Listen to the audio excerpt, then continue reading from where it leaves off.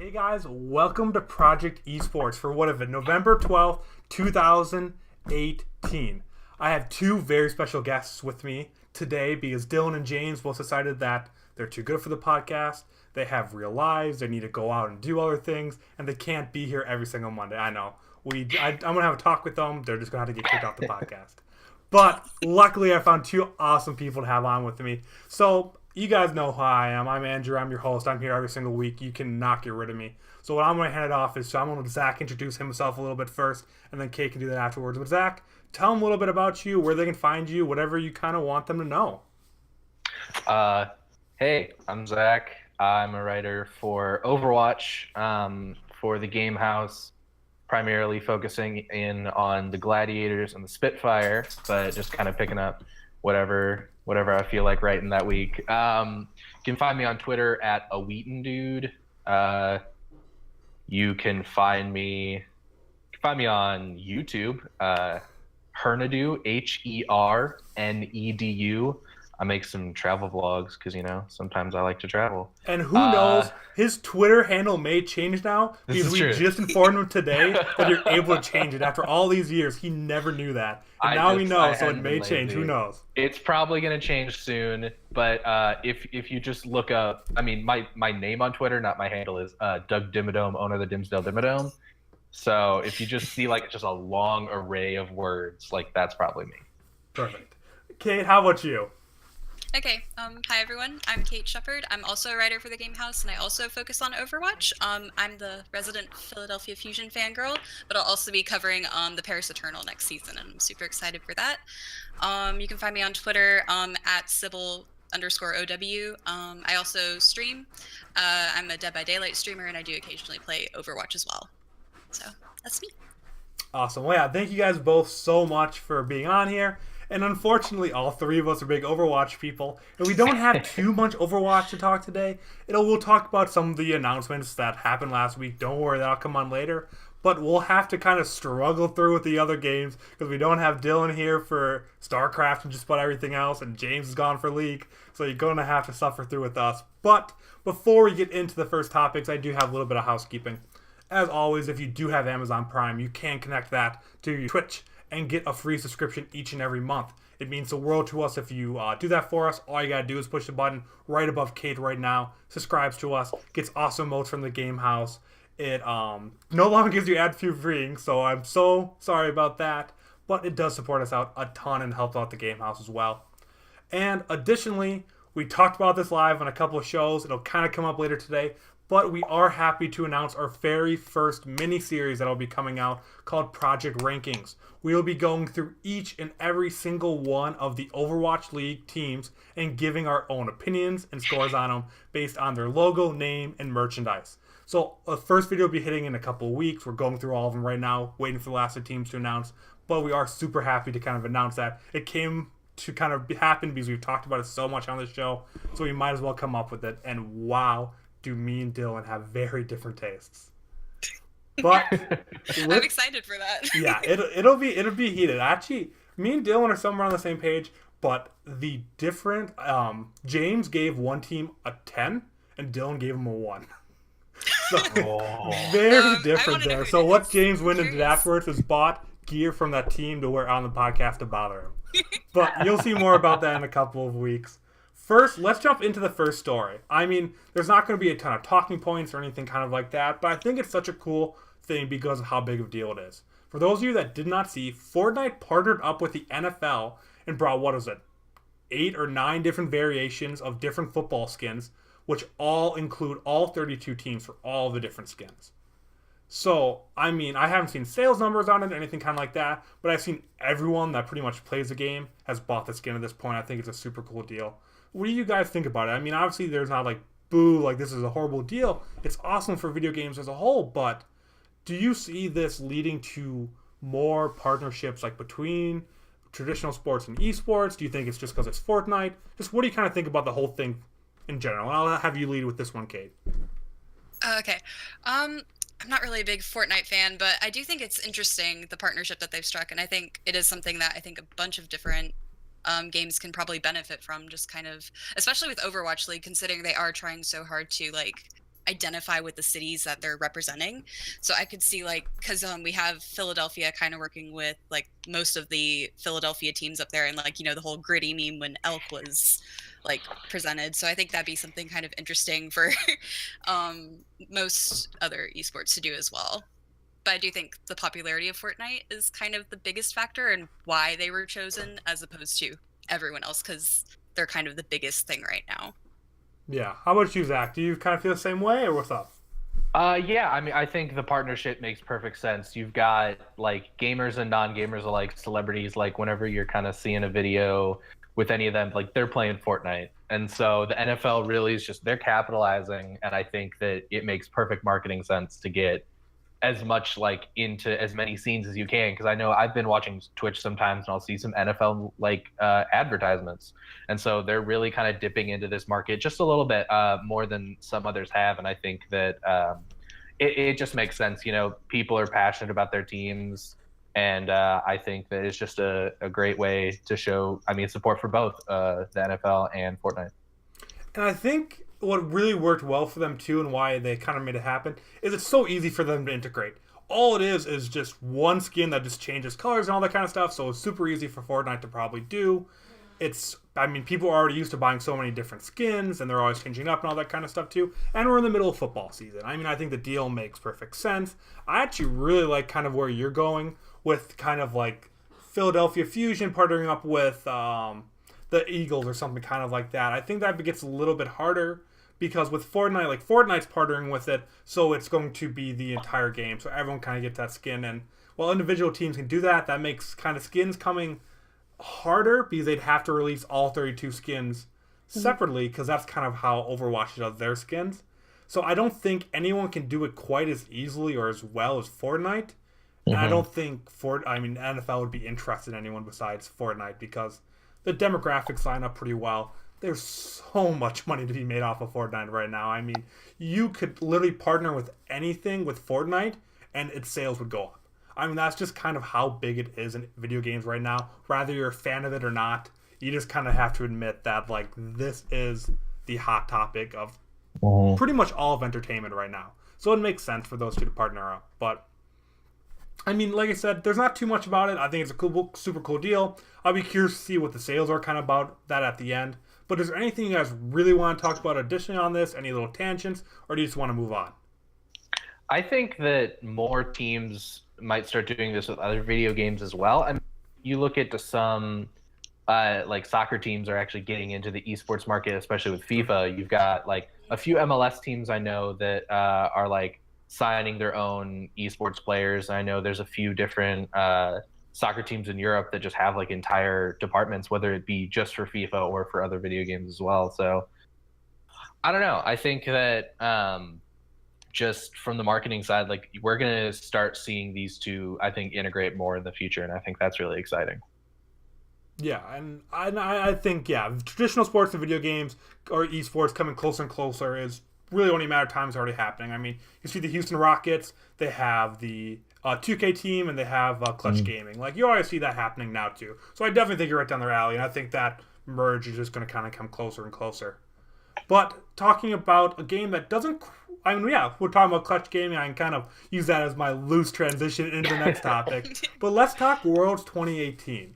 So we're not going to go back to the games. We've already covered all that. But it's been released, some of the statistics in the game, and it found out that Worlds 2018 was the most watched esports event in history, with 1.14 million concurrent viewers on Twitch. I don't remember for what game or what day or anything kind of like that, but that's a huge number. And that does not include anything from YouTube, which it also was live streamed on or viewed there as well. And it does not include any Chinese viewers. So I just think that... I didn't know that. Yeah, they mentioned in the article that, yeah, no YouTube, no Chinese viewers, which are also both huge segments of that. So this is just looking at Twitch for pretty much everywhere except for China. So I know you're both kind of Overwatch people, and I know you even talking about a little bit pre-show that you really kind of thought that Worlds was still probably a little bit bigger than the Overwatch League. They maybe didn't deserve the esports award. But I just think we can relate this to anything, with it being that esports is clearly growing, and that some of these games, like, I think this just goes to show that the difference between the tier A esports and like the tier B esports is going to keep growing wider, though. Is kind of what I want to talk about a little bit more too. Is that we see league that is growing and breaking these records, and then we see other esports kind of staying the same. But I made a couple of points there right now. Zach, you kind of take that wherever you want, however you want to kind of talk about this. I just kind of go on tangents here and there, and Dylan's not there to cut me off, so I'm going to leave it up to you just to kind of pick and choose what you want to talk about here. All right. First off, I think it's incredible that, what was it, 1.14 million? Like, that's a crazy number. I think that just anyone, like that amount of people getting views in any esports is a huge deal. I think that just kind of like allowing this general new concept of esports to continue to grow and to continue to have like massive viewerships like this, whether it be at an organized event like Worlds or something like, if to go back to Fortnite, like when Ninja played with Drake, like those things are both huge for the esports community, and anyone like kind of anything to kind of help build that up is a help to pretty much most esports. And I think that's kind of one of the biggest takeaways from this. Okay. You know, I completely agree with Zach. I think that it'll just kind of benefit everyone in the longer run as well. Just that alone, like people see that and be like, oh, that's really, really cool. And they'll start looking more into it. And then they'll be like, what else is out there? So they'll start looking into like more tournaments and stuff like that. And so, you know, I would love for those numbers to be for Overwatch League one day. But yeah, so I agree with Zach. And I think we'll get there. Yeah, hopefully one day. I think so too. And that's kind of very close to kind of the point I was just about to make there too, is that for years, League even declined for a couple years for viewership, kind of stuff like that, but they've been on the rise. But the hardcore base of like that were in from esports from like the very beginning, I mean that number isn't growing because those people have been in for years and more people are getting interested in. But I think it just goes to show that the casual audience or kind of the more traditional sports audience, or I don't even know where these people are coming from. I'd be curious to see kind of like the demographics of this new audience coming in. But new people are coming in to watch this from somewhere.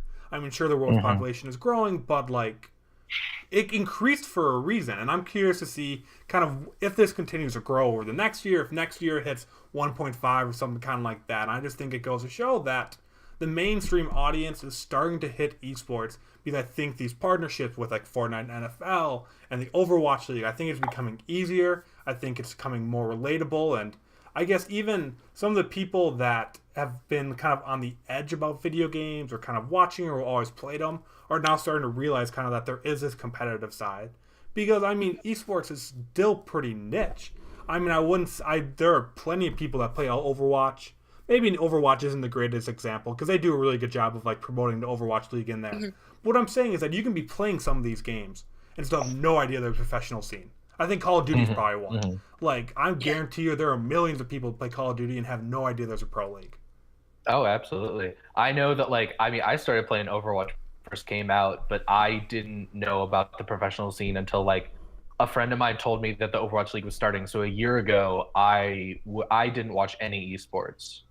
And, I mean, now look where I am. I'm writing for the Game Haus. Yeah. But I think that not, like, in today's age, we have so many opportunities to like get it out there. Like there's so many different like ways to watch it. You've got Twitch, you've got YouTube, and like you've got the big partnerships like ESPN getting the rights to play the Overwatch League. Like I was on a trip and I didn't have my laptop with me, but I turned on the TV and on both Disney XD and on ESPN Overwatch League was playing. I love hearing that. Like, I love just that idea of that. Especially for me, like I was always kind of I was always embarrassed of how much video games I played growing up. So now kind of I mean, I played with some of my close friends, but like on social media and stuff, I never posted much or anything kind of like that. So like now that they're becoming like kind of mainstream and stuff kind of like that, and I just love the idea of that. There's just this huge video game movement, and especially esports, that is just coming to millions of people, whether they want it or not. You see a lot of backlash kind of when it is on ESPN and stuff kind of like that. People are like, why is this video game on TV? Well, it's because the chat's telling me that Smash 4 at the Evo tournament was streamed on Disney XD as well. Yeah, Disney XD, they're really full committing to esports. I Mm-hmm. think they have like their own unique like kind of little esports show on there too. I don't remember what TV channel, but some TV channel like piloted like an esports like little talk show. I know Hulu's done it, a couple of them too. Like I think a lot of people still don't know about it, but most people are starting to see esports is going to kind of be a big entertainment option in the future. And that Mm-hmm. it's still not going to be for everyone, but it's going to be like traditional sports. There's going to be the hardcore base. There's going to be the casual, like, sure, I'll watch if it's on. Then there's going to be the people like, why does anyone enjoy this? But it's This is why starting we to get need to the fantasy. masses, which I love to see. So, just kind of talking, just keeping League of Legends a little bit, but kind of moving on to the next story, and we can bounce back and forth if I missed something you guys wanted to say.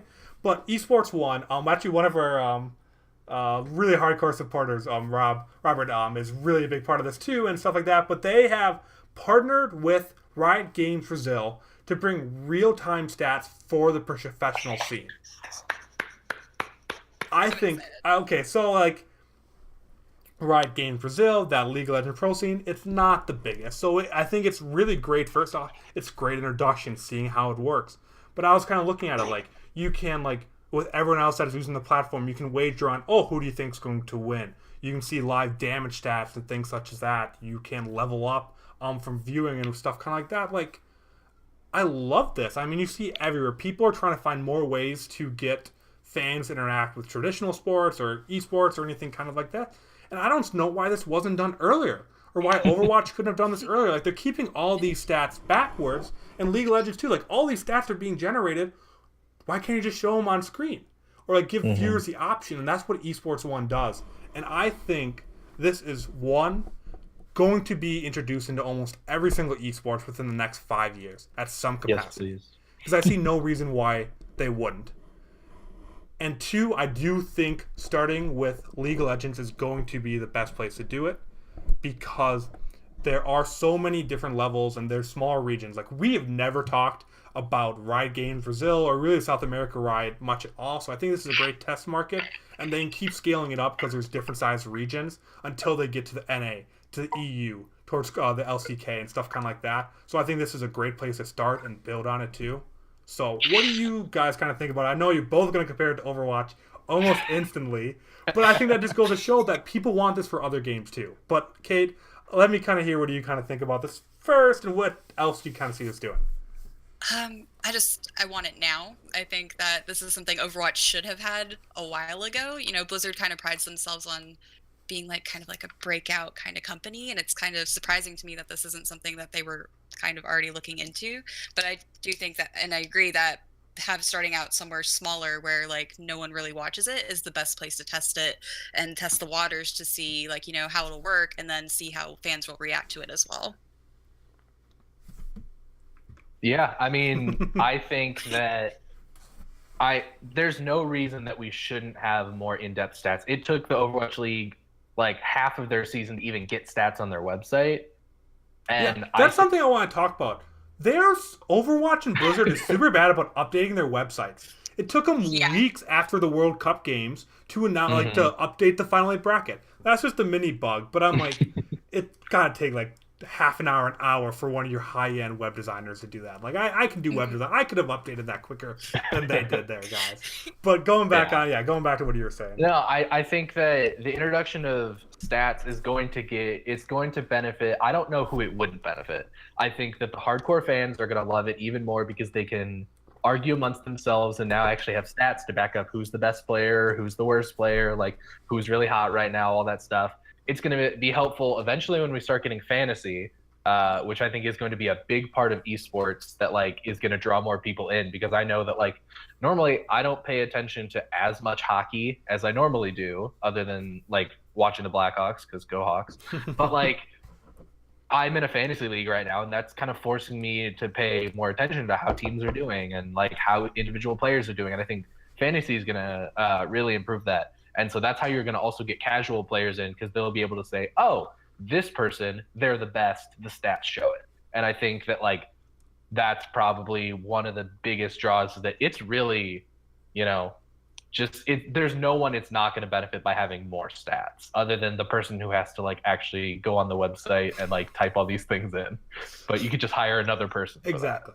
And you I'll can do it. happily hire me if you wanted. But go on. I'll do it. No, I was just saying, I'll do it. Oh, If they yeah. wanna- No, yeah, if their me too. actual Like, I'll employees happily do I'll that. do it. But what was I about to say? Oh no, but like League, Riot, I know a lot of these games do a good job of showing stats between the games, and I honestly don't know how this is exactly implemented. I guess I didn't do enough research, and that's pretty traditional of us over here.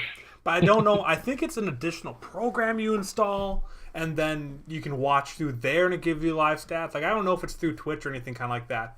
So I think how it's implemented is big too, because I think a lot of people that are watching on Twitch aren't going to want or care, and if it's taking up screen room and covering up gameplay and stuff kind of like that for people that aren't that into it, I think could be a problem. So I think if someone in chat knows how it works and wants to give us kind of like a rundown of how it's integrated, that'd be awesome. But that would be my one concern about it, kind of playing devil's advocate, is that if they're showing stuff on screen that I'm just a casual League guy, I watch one game a week or watch 2 matches of Overwatch here and there. I don't care about all these stats. I don't care about the players. I just kind of want to watch them action. So making sure they give the option or like don't isolate one group or the other by either having it on there all the time or making it super hard to get to could be really important for this. But overall, I think we're all on the same page that there's no real negative effect to this if it's done correctly, because more stats, more numbers, more information really only makes things more interesting. And I think this kind of does bring fantasy esports a little bit closer too. I'd love to see like a fantasy Overwatch League or something kind of like that. I was in a fantasy Overwatch League through Winston's lab. They did one this for the Overwatch like season 1. I Really? absolutely destroyed. I went 16-0. Like I picked a great team. It was a weird snake draft that like it just like as soon as like the time hit, the draft was over, like everything was gone. Granted, most of the people in my league didn't pay attention, but like it was cool to that like you were able to pick your players. They eventually like originally their point system for season 1 didn't work super well because like it heavily favored the DPS, but then they realized, all right, we need to change these so that tanks and healers are also getting like points for you. And like I had Fleta, I had Jonak on my team, you know, the MVP. So of course I like he got me an insane amount of points. But like the fact that I was able to do that just made me like even before like I had even thought that I was going to be writing for Overwatch, like it really kind of helped me stay in touch with the teams that I didn't support.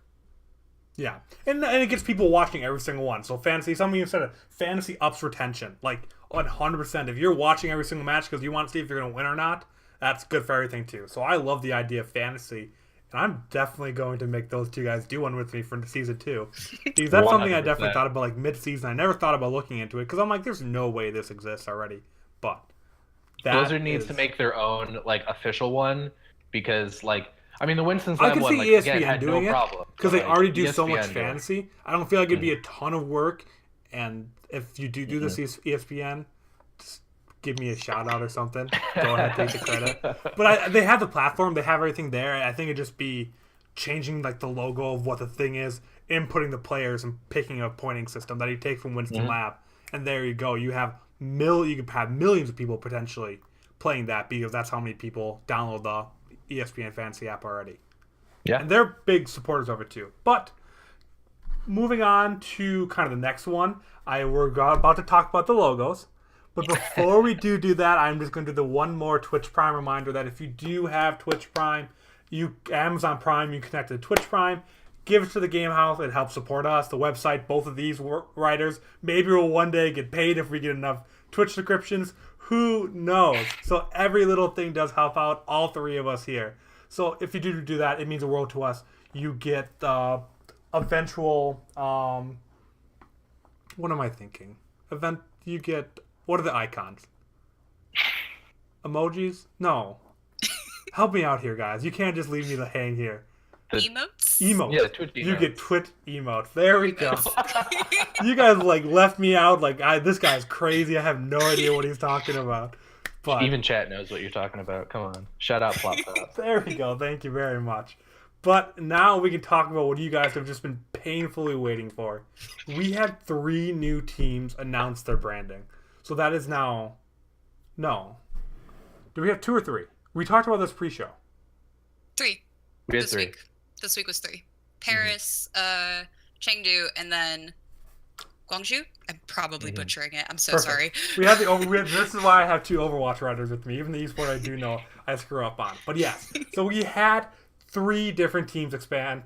We'll start with we'll do like a mini project rankings. I'll save a lot of my kind of opinions for later, but I want to hear what do you guys kind of think about it. So we'll start with Paris, but kind of think, what do you think about their logo? What do you think about the team name and kind of how it makes sense?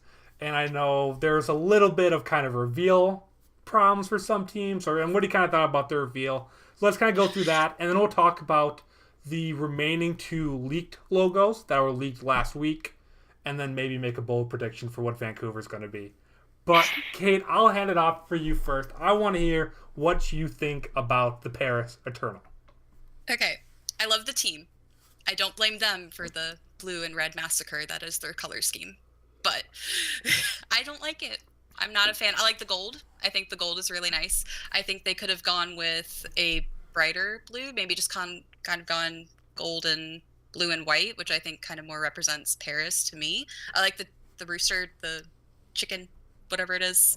I think it's Rooster. Rooster. I think it's apparently the like national symbol for France, like the unofficial mascot, so it kind of unifies that, and it kind of shows like, hey, we are part of France, which I like a lot. I think that was really good, but overall I'm just not a fan of the color scheme. I'm so over blues and reds. I'm just there's other colors. Other colors. No, you're not wrong about that, but all right, Zach, what do you got? Are you feeling the same way? I disagree. I think that, one of the first things that comes to mind when I think of Paris is Paris Saint-Germain, the soccer team, which in turn makes me think of the French national team. On the French national team, they have a very similar crest of that rooster. And like the Paris Saint-Germain team, like their colors are that kind of deeper blue and red. And I think that, you look at any sport out there. I actually, a couple years ago with my friend, we were wondering like how many teams in pretty much every sports league have either red or blue in their logo or any of their jerseys. And it was well over 2/3 of every team pretty much ever. I believe it. Like, it's just like those teams, like it's just those colors that work. And I think that the red and blue, like, with the gold in there, I think it looks really nice, and I think it's not quite regal, but like I think it looks really good. It's one of the best red and blue combinations that I've seen, I think. I'll agree it's one of the best red and blue combinations, but I don't know. Yeah. No, I agree. Like, okay, I'm over red. If you have red as your primary color, like this is red and blue, I can get behind that. Red as a primary color, I am done with. I'm afraid Washington, D.C. is going to do that, so we'll talk about it later. Yeah. But getting close to that. But I'm torn about the Infinity Cocks. Like, I don't think I like the logo. I get where it's coming from. Paris Eternal, the name sounds cool. All that kind of stuff. Like, I'm not against it. I think it's a pretty cool idea. I'd say it's middle upper pack for me. It doesn't stand out like one of the logos, which I'm going to talk about how much I love later on. And it's not the worst logo like the Atlanta Rain. So, it's up there for me. I enjoy it, and I do like the blue, red, and gold combination. I think it's going to be unique, and the skins pop out at least. Like, you can, compared to some of the other team skins, you know which team you're representing if you wear their skin, which I do appreciate a little bit. But let's move on to, what do you guys want to do next? Do we want to do Guangzhou, or do we want to do Hangzhou? Yeah, let's do Guangzhou. I'm One of in the a shows. roasting mood. I'm in a roasting mood. Okay, then That you is go such away a and bad start. If logo. you are in the That is mood, you not can take a Dylan's good spot. Logo. Oh my. No, just, I somewhat understand it, but just like, you could have done so much better. You could have done so much better for a team called The Charge, and you're just going to have a GZ. Like, I understand that's like Guangzhou, like that the 2 primary letters of that name. But no, you could have done so much better, and you didn't. Yeah, I agree. It's a missed opportunity for sure. I do like the colors though. Out of all the blue schemes, I think that's one of the better ones. I like the teal a lot, and I think So they consider that a green. That's the one problem. Just call it teal if you're going to make it teal. They're That's like teal. There's shades of blue and a green. Like the blues represent like the waters, and like the green represents the mountains or something like that. I'm like, that's straight teal, guys. Like, come on, Yeah, at least call it what that's it teal. is. Yeah. But I mean, honestly, they could have gone something with like, I mean, I don't want to copy the Chargers logo, but if they wanted to stick with that teal and go yellow for the charge, like I think that could have been a decent combo and definitely something that would have stood out, especially both in game and like the jerseys that they're gonna sell. yeah, which is a big thing. We talked about it a little bit on Project Rankings, kind of how big jersey sales have, and I think the blue combination is going to be well, but I just feel like that teal color kind of isolates a lot of people that wouldn't wear it. Like, I'd never had that teal color on me. I just different shades of blues and stuff kind of like that. Like, I'm all behind, but once you start getting teal, that gets a little bit out of kind of like my color range. So that's my one thing off. And like, I don't know, I'm definitely not as down on as both of you guys are. I like simplicity. I like just the simple lightning bolt in the off space. I always love those logos that kind of do that. I agree they could have done better. And I think if they would have had a logo on top of the GZ, it would have been perfect. Because then you have some kind of logo, then the GZ with the empty space. I think you blow it out and you have one of the best things there. So I feel like they're just missing one piece from their branding. So it's like you're almost there, but like you're missing one thing. So maybe they adopt some kind of unofficial mascot or something at a point that kind of brings that all together.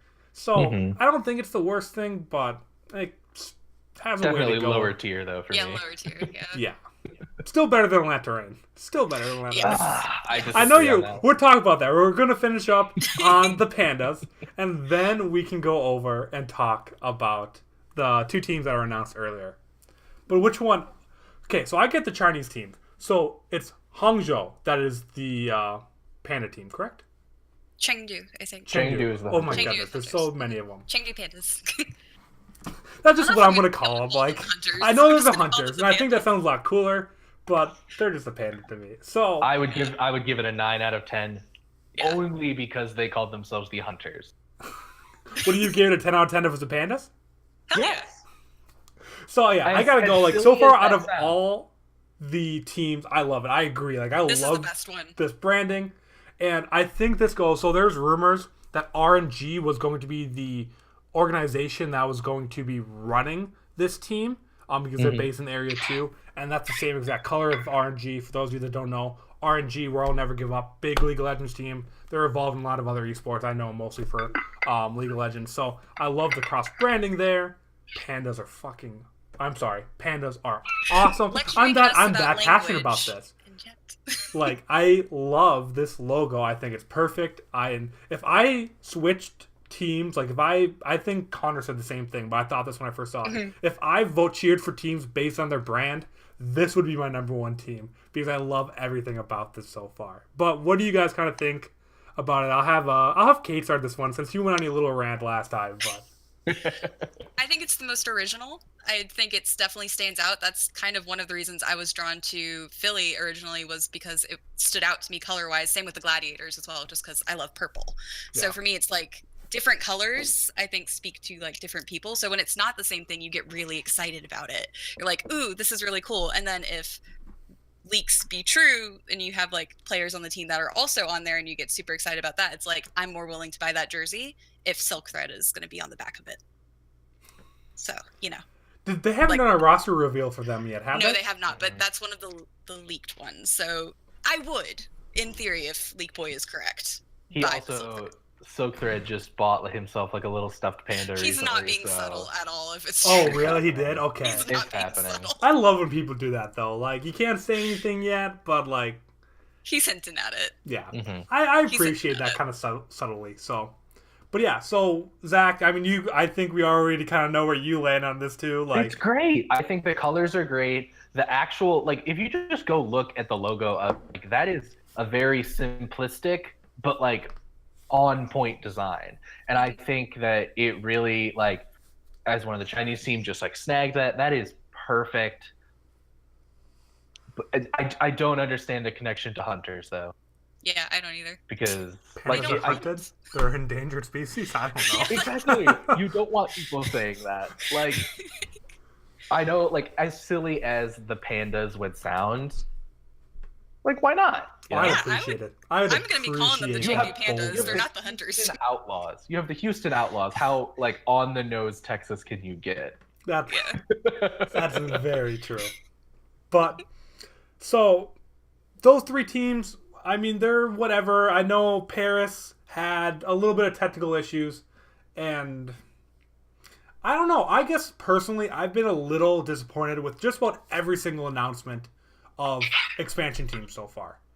I feel like Toronto Defiant overhyped, and their short 25-minute stream with 23 countdowns just didn't live up to the hype. I feel Paris couldn't put together a good press conference or kind of announcement there. And then everyone else is just doing short trailers, which are cool, but I don't know. I guess I expect just a lot of hype, and it's just not quite getting there for me. Is that just me? Do you think they could have done better? Where do you guys kind of stand on that?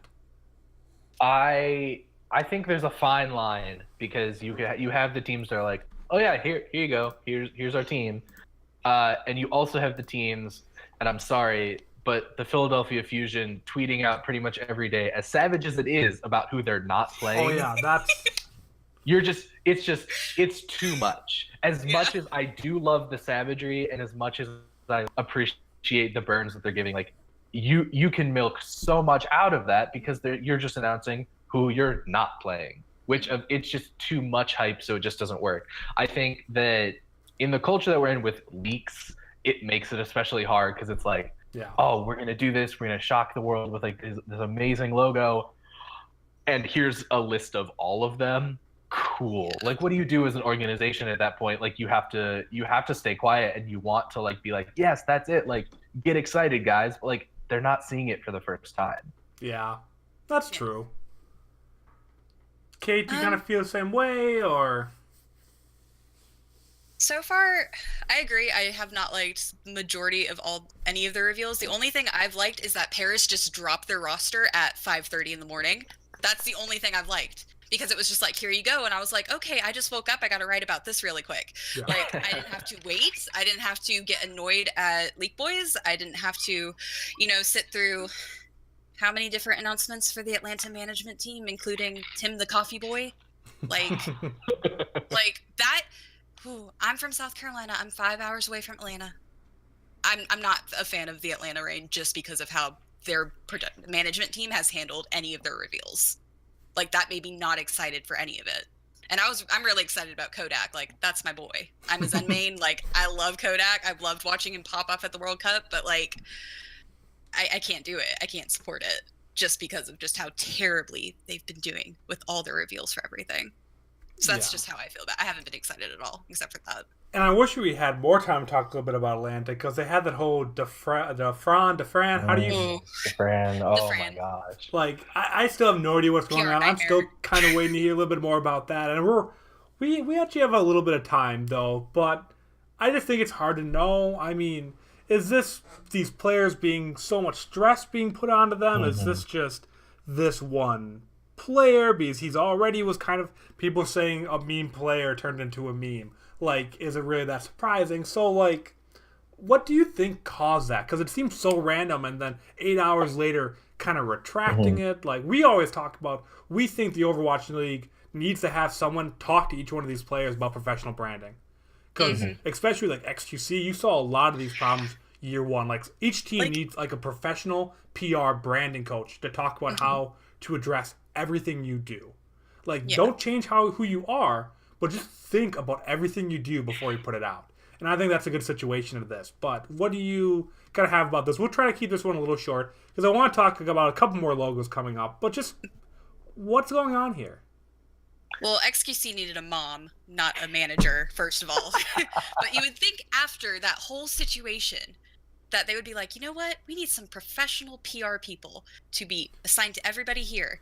Go through what to do, what to say. Like, you're representing a brand, you're representing an organization. You're representing There's a lot of money.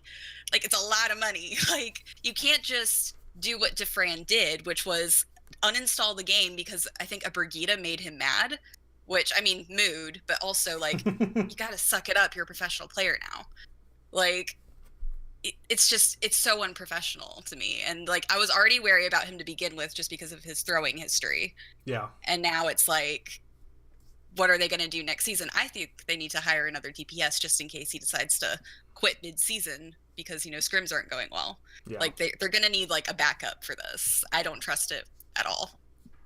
That's just my opinion. I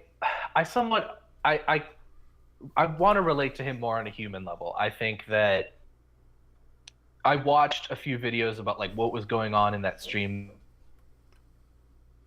Uh-oh. Did we lose him? We lost him? I think so. People around him were also being pretty toxic. Like that can happen. I'm not saying what he did was right. Mm-hmm. Oh, well, you're cutting Yeah, in and out a little Burnout bit is there, real. Zach. Let me know if I'm back. You're good now, but hopefully it'll stay that way. Yeah, so I think that burnout is very real, especially if you're a streamer. Like you look at some of these guys; they're just going hours and hours and hours every day. That's exhausting. And I think to hit on that point of a PR person, it can be really difficult to just to have someone be like, hey, you need to watch yourself when like you're constantly on.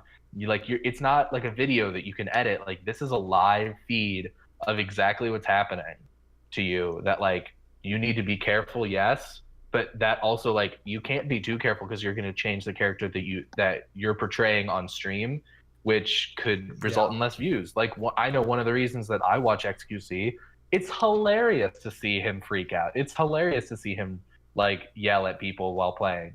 But like burnout is very real, and I think that there's the whole culmination of things that led to this, and obviously he can't just quit. Like he signed a contract. Yeah. So he has to be careful, and he has to take care of himself.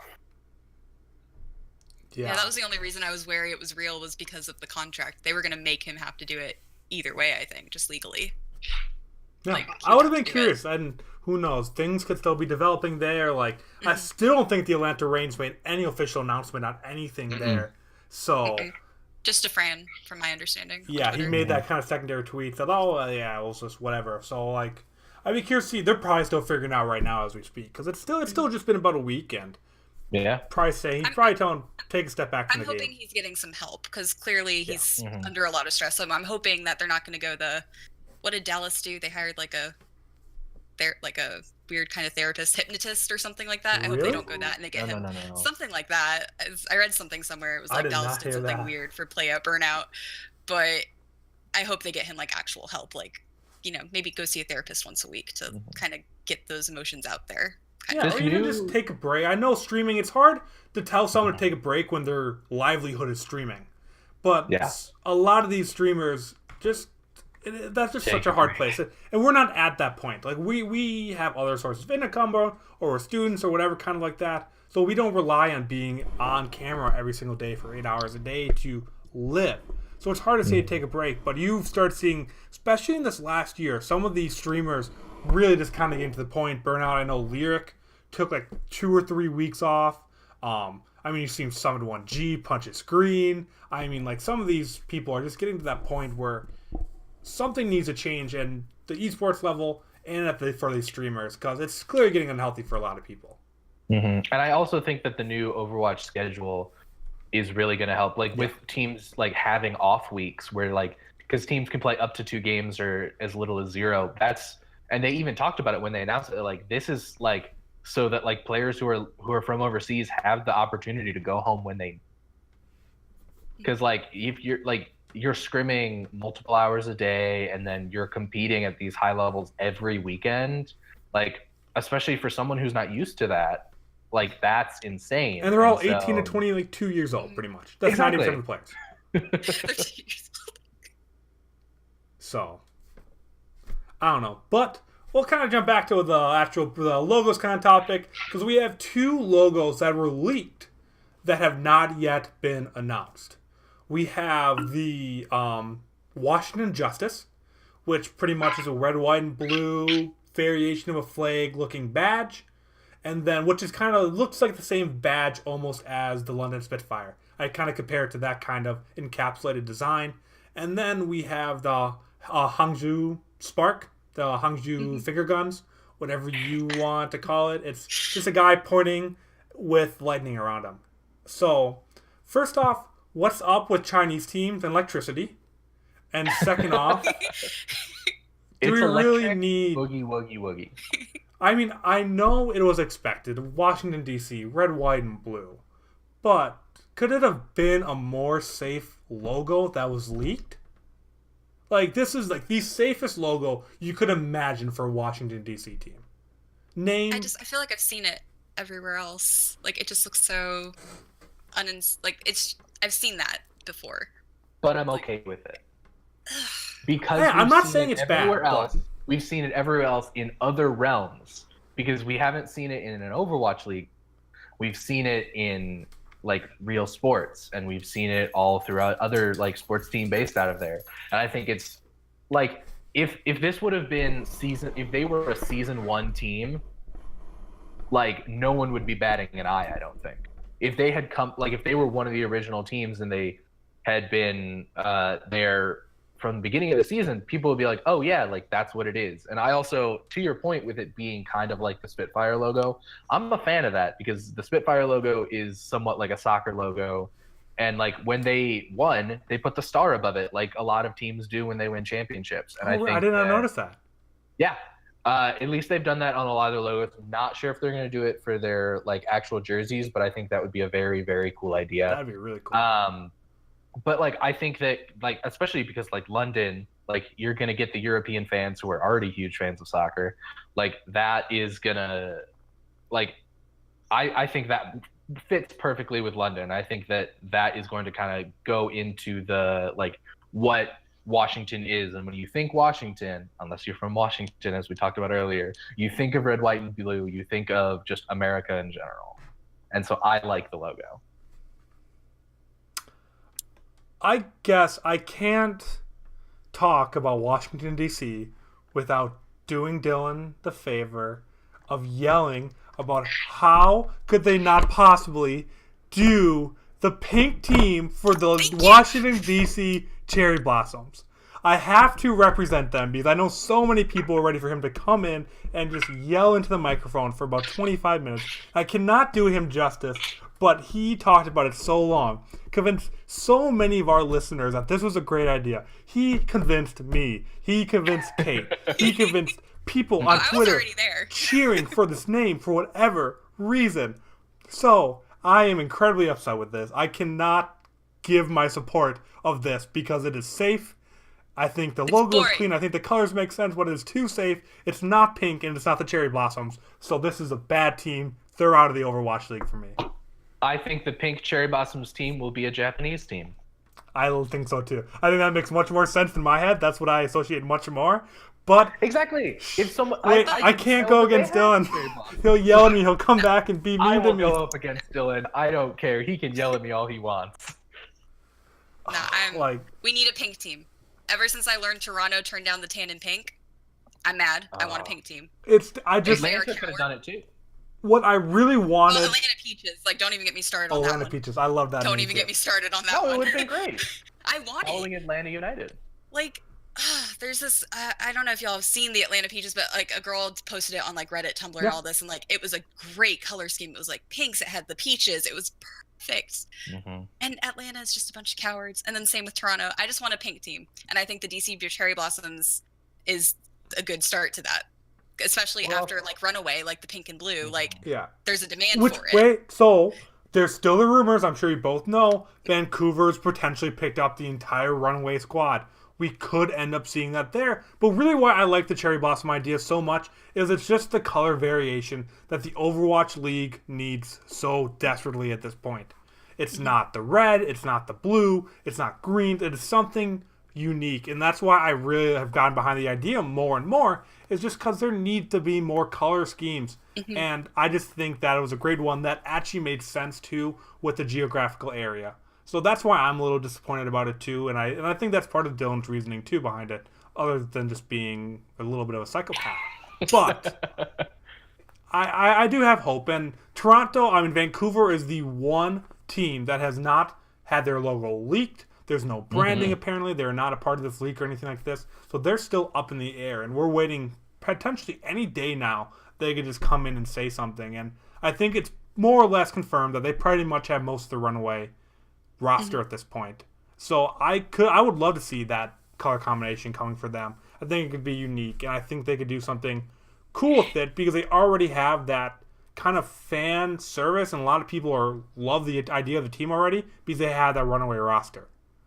So if you kind of full commit to that, it could be a really good start for them in next season. But I wouldn't be shocked though if they went either blue and green like the Canucks, or like a blue and like a white like the Vancouver Whitecaps.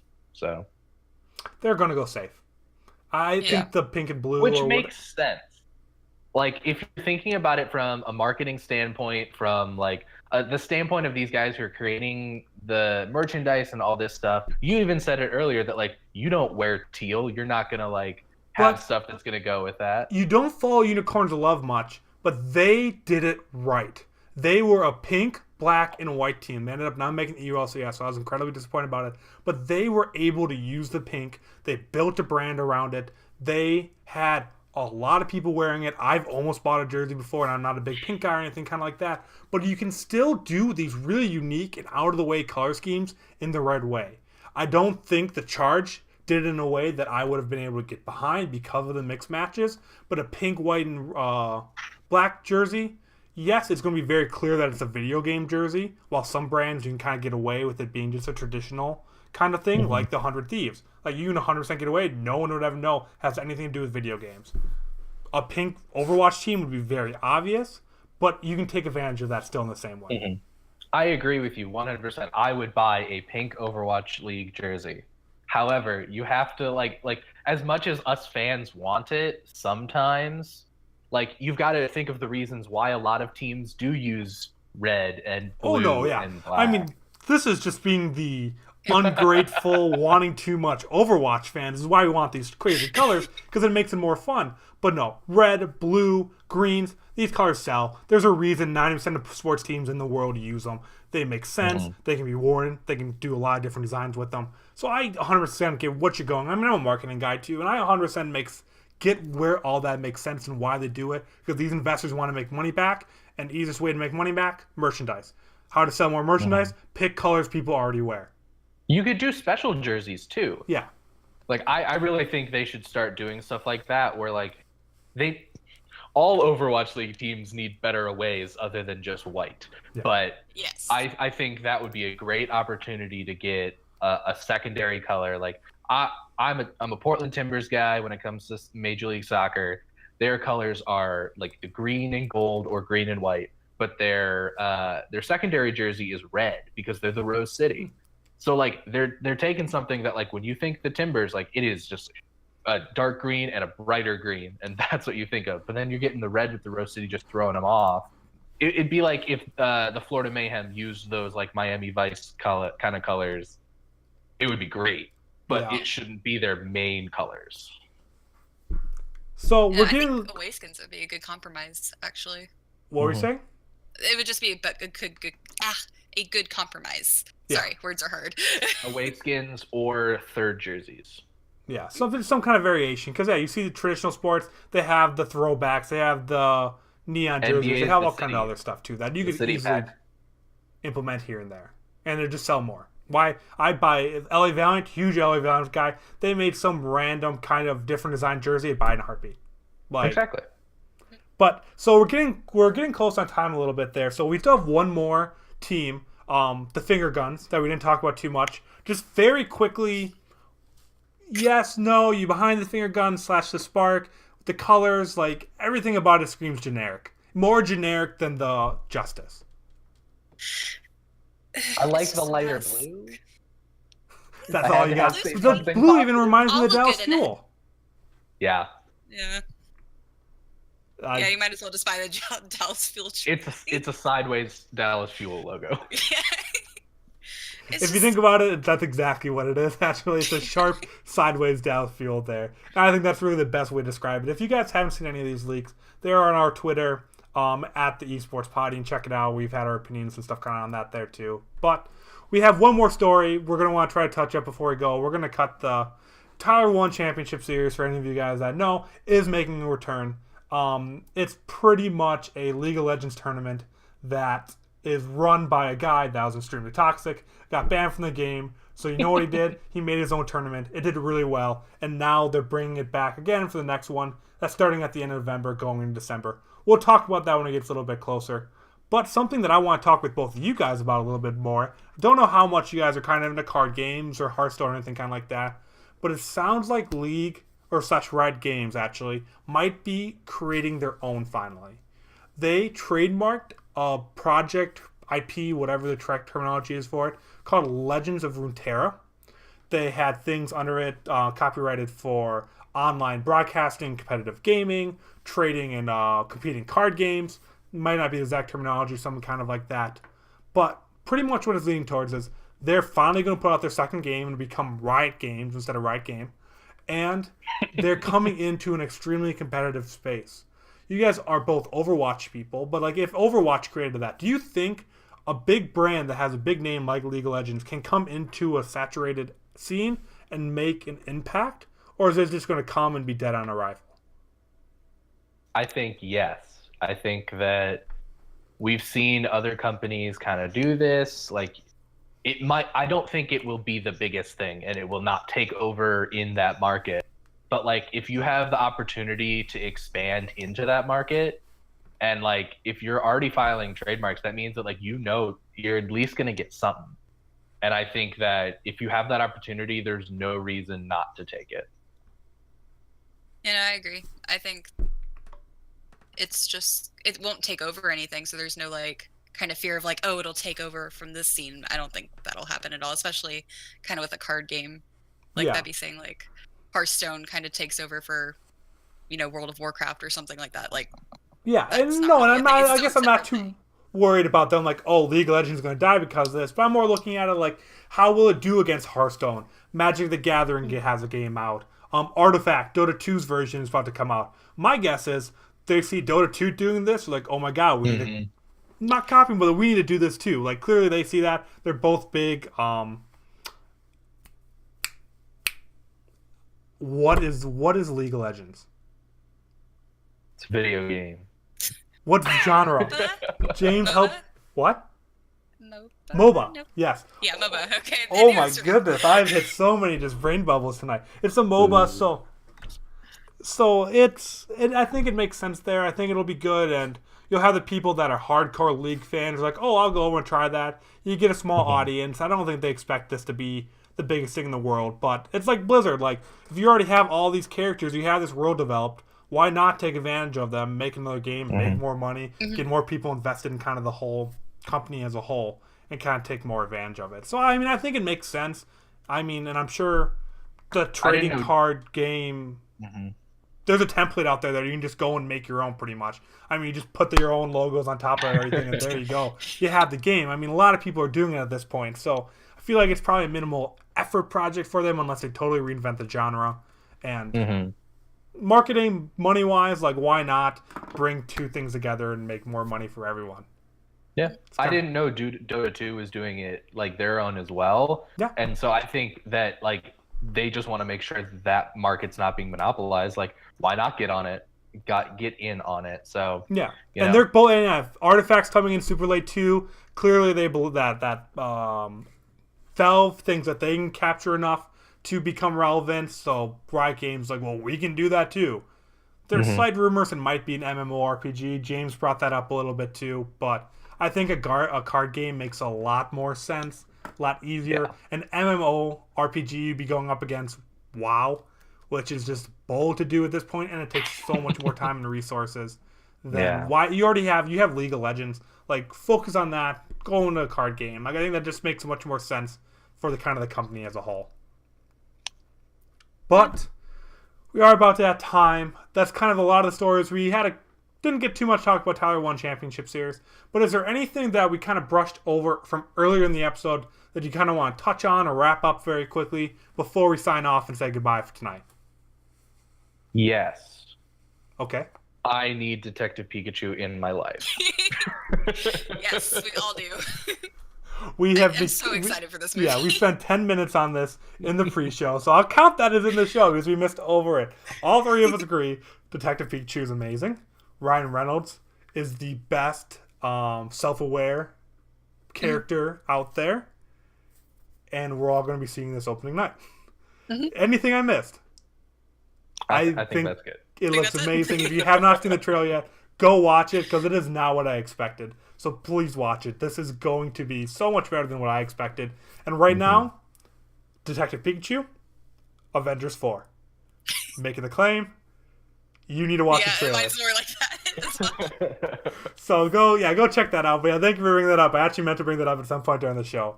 But that is going to be all for today's episode of Project Esports.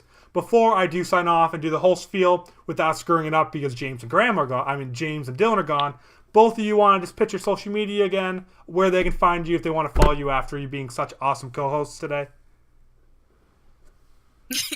Okay, how about you? I'll let you go first to make it a little easier. I'll go first. No, I can't because I can't talk. Name's Kate Shepard. You can follow me at Sybil_OW, and then my Twitch channel is Sybil and 3 underscores under it because Sybil was taken by an inactive account, and I'm bitter. Oh, that's the worst. That's at Project Esports, inactive Twitter account. We cannot get it. It's frustrating. Lord. I can go on a rant about that for a while. Zach, how about you? I'm Zach. Follow me on Twitter, most likely at a Wheaton Dude. Not sure if that's going to change anytime soon. It might. It'll be updated on my articles if it does. Follow me on YouTube at Hernadu, and also I do a lot of content on Do the Thing Theater on YouTube. It's a fun little gaming thing I do with my friends. Yeah, that's all I got. Awesome. Well, yeah, again, thank you both very much for being on today. It was so much fun having you both on and talking. Zach actually offered to do that this very morning, so he's a lifesaver when one of the other guest hosts dropped out. So thank you very much for doing that. Kate, it was awesome to have you on. You've always been a big supporter of us for a while, too. So I want to thank both of you for being on. It means a lot. It's always fun having new people on. But with that, thank you very much for watching the Project Esports podcast. You can find us every Monday, 6:30 p.m. Eastern Time on twitch.tv/The Game Haus. You can also find us on Twitter at The Esports Pod, Facebook or Project Esports, Twitter or Project Esports, and following, commenting, watching, subscribing, whatever you do for us means the world to us.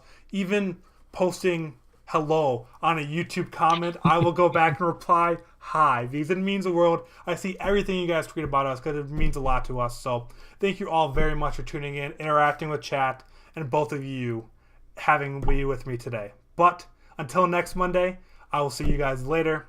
And remember, everything else will go live tomorrow morning on Twitch and YouTube at 7 a.m. See you guys later.